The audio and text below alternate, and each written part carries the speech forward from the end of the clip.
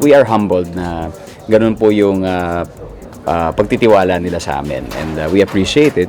Pero syempre, 'di ba, this coming event of ours, we want it to be as personal and as kumbaga simple as possible. Dahil ang importante naman yung seremonya. Kaya nagpapasalamat kami sa support na binibigay sa amin ng lahat ng mga tao, because nagiging parang mas exciting yung event dahil pinapakita din nila yung kanilang excitement towards us. That's why, ito na yun, parang positive lahat.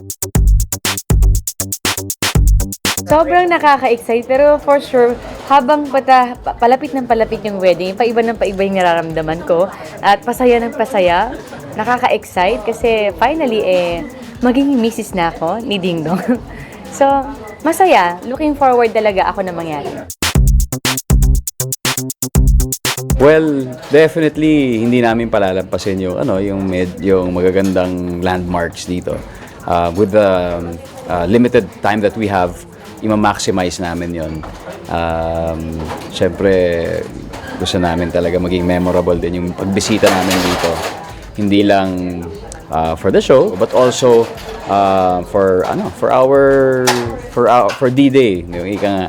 Kasi Dubai will always be a special place. Will have a special place for us.